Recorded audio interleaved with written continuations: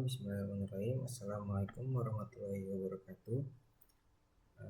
Nama saya Altaf Jabran Ismail dengan NPM 2417053003 kelas A. Di sini saya akan membuat presentasi atau memberikan penjelasan dan membuat program dari UAP kecerdasan buatan.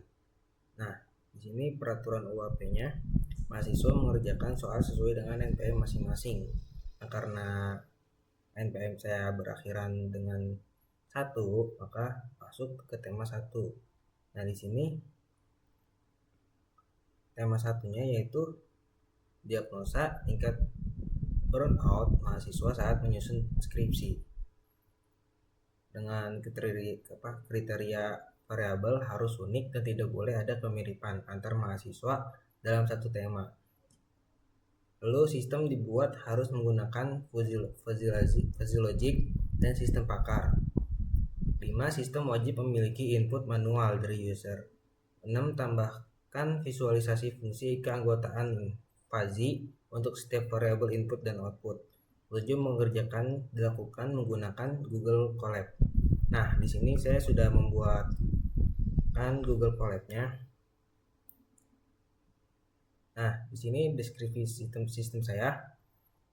Ini mahasiswa tingkat akhir sering mengalami tekanan dalam proses penyusunan skripsi, seperti revisi yang berulang, kesulitan mencari referensi, kurang tidur, dan rasa cemas terhadap kelulusan.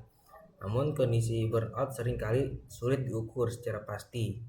Nah, sistem ini tuh membantu dosen atau konselor kampus dalam diagnosis tingkat burnout mahasiswa berdasarkan kondisi yang diinput oleh pengguna. Dengan menggunakan fuzzy logic, sistem dapat mengubah kondisi yang tidak pasti menjadi nilai terukur. Lalu sistem akan memberikan rekomendasi penanganan berdasarkan aturan psikologis atau akademis. Di sini saya menggunakan 4 variabel. Yang pertama ada frekuensi revisi skripsi, yang kedua tingkat gangguan tidur, 3 intensi kecemasan kelulusan, keempat kemampuan fokus mengerjakan skripsi. Ini ada landasan teori dan konsepnya. Yang pertama ada fuzzy logic, itu ialah proses mengubah input yang diperoleh dari dunia nyata. Misalnya revisi skripsi sebanyak 15 kali menjadi nilai numerik derajat keanggotaan menjadi rentang 0,1. Kemudian penelitian ini juga menggunakan kombinasi fungsi keanggotaan linear, yaitu fungsi trapesium. Fungsi trapesium itu digunakan untuk mempresentasikan kondisi ekstrim seperti kategori rendah dan tinggi karena memiliki daerah keanggotaan penuh yang stabil pada batas bawah maupun batas atas. Kedua, fungsi segitiga. Fungsi segitiga itu digunakan untuk kategori transisi atau kategori tengah seperti sedang atau cukup karena memiliki suatu titik puncak yang mampu menunjukkan nilai keanggotaan maksimum secara jelas. Kemudian ada role evolution.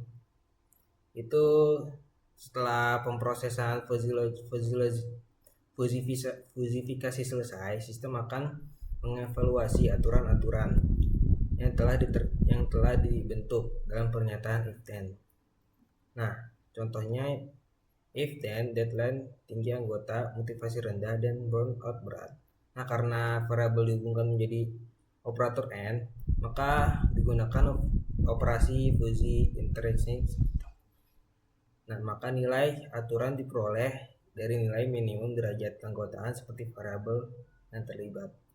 Kemudian kita menggunakan inference dummy.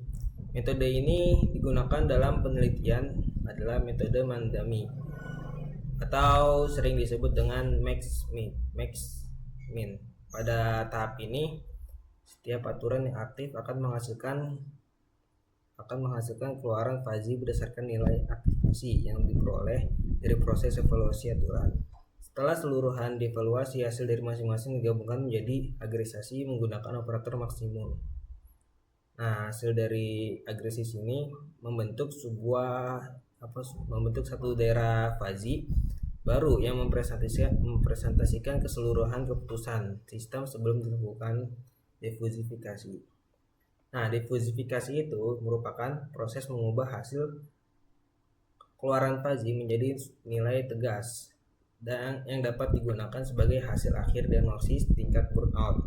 Pada sistem ini digunakan metode Cranoid karena merupakan metode yang paling umum digunakan pada sistem inference mendami dan mampu memberikan hasil yang representatif.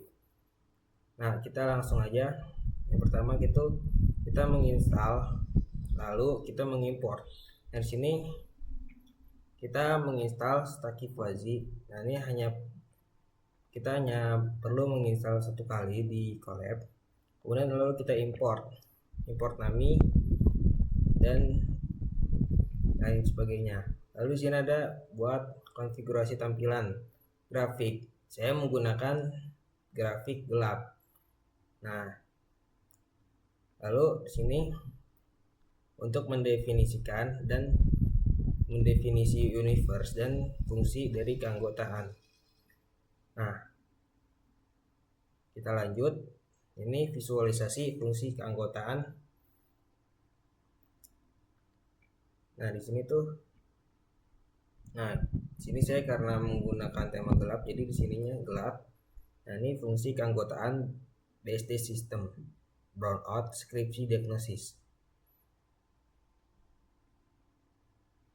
Nah, di sini ada frekuensi revisi skripsi, yaitu ada rendah, tinggi, sedang. Nah, jumlah revisinya itu sampai dari 0 sampai 20 kali. Di gangguan tidur juga sama. Di sini ada 3 tingkatan: normal, terganggu, dan sangat terganggu. Nah, skor tingkatan gangguan tidur itu sampai dari 0 sampai 10. Kemudian ada intensitas kecemasan kelulusan, lalu ada kemampuan fokus skripsi. Nah, kalau di kemampuan fokus skripsi itu ada tiga tingkatan, yaitu baik, cukup, dan buruk. Sedangkan intensitas kecemasan kelulusan sama dengan ini frekuensi revisi skripsi, yaitu rendah, sedang, dan tinggi. Lalu sini ada output tingkatan burnout mahasiswanya dari 0 sampai ke 100 nilai burnoutnya. Lalu tingkatannya ada di ringan, sedang, dan berat. Nah, di sini kita contohkan misalnya nilai revisinya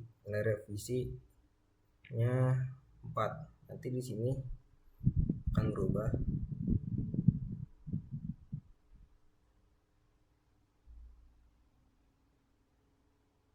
Lama kali.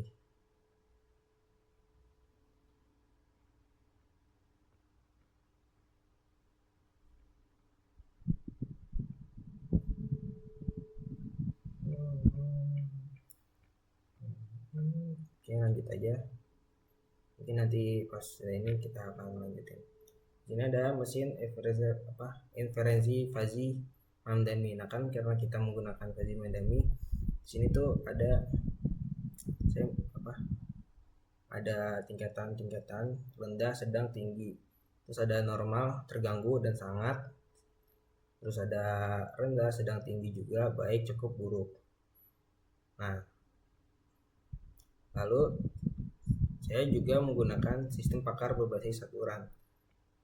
Yang sistem pakar ini menerjemahkan nilai burnout menjadi rekomendasi menggunakan knowledge base.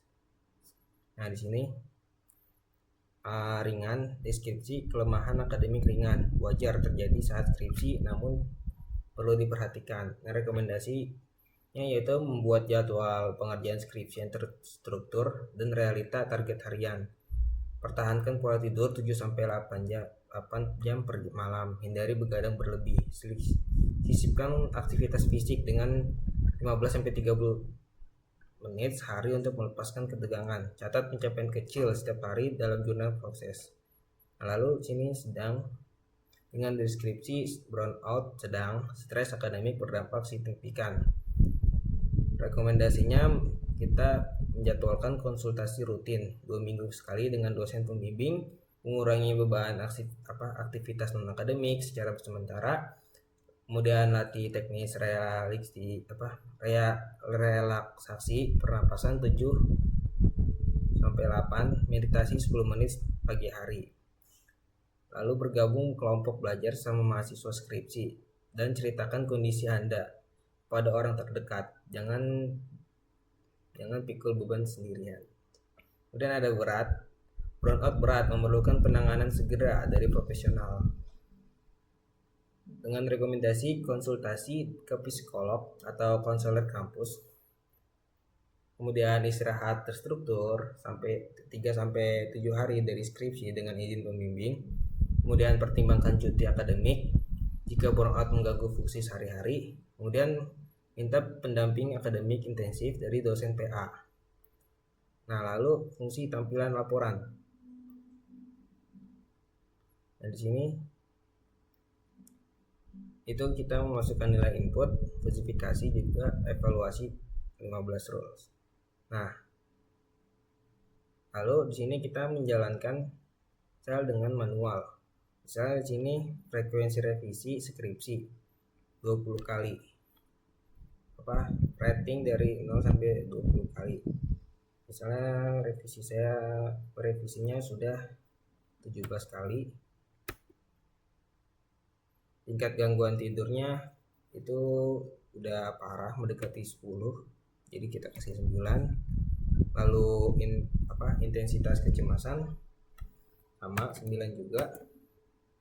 Lalu gangguan fokus skripsi 0 baik, 10 buruk. Jadi karena mau mendekati buruk kita kasih 9.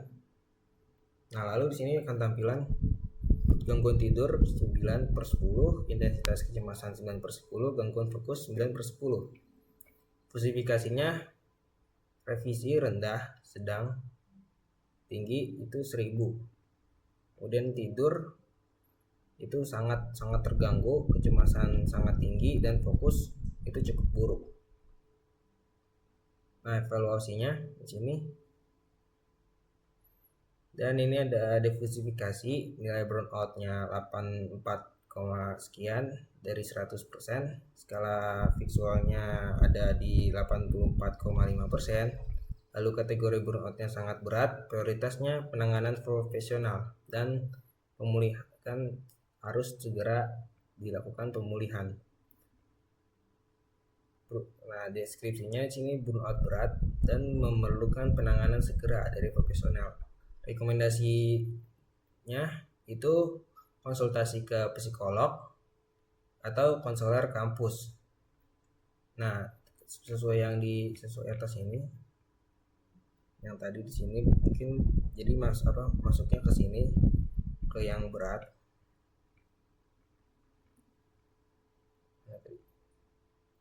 Nah, terus memerlukan istirahat yang cukup 3-7 hari dari skripsi dengan izin pembimbing. Kemudian pertimbangkan cuti akademik jika burnout mengganggu fungsi sehari-hari. Lalu minta pendamping akademik, take test digital. Nah, jika ada gejala fisik, insomnia parah atau sakit kepala, langsung diperiksa ke dokter. Nah, di sini contoh dan analisis kooperatif. Di sini ada mahasiswa A, kondisi ideal revisi 3. Ini 2. Nah, kategorinya ini rendah. Burnoutnya di kisaran 15.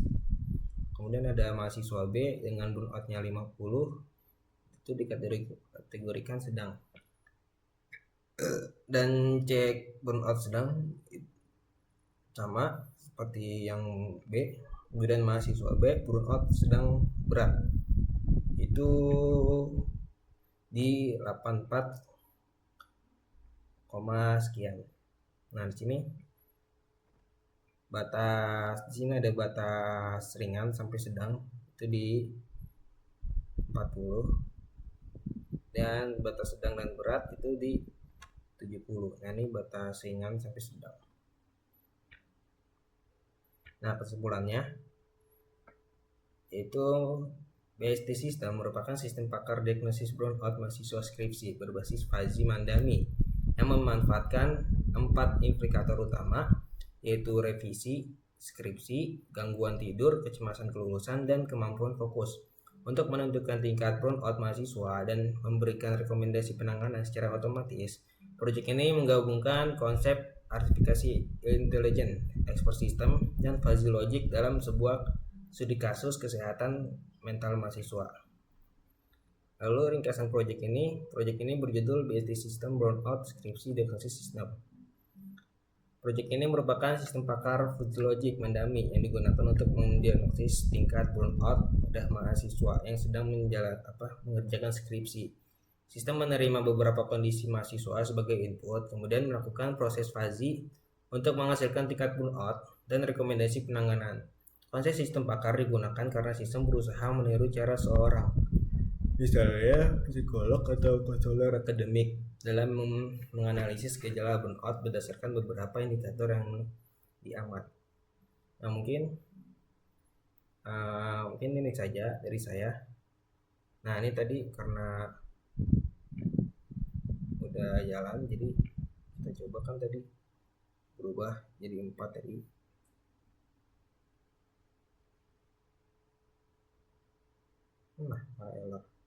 Nah, mungkin itu saja dari saya, kurang lebihnya mohon maaf.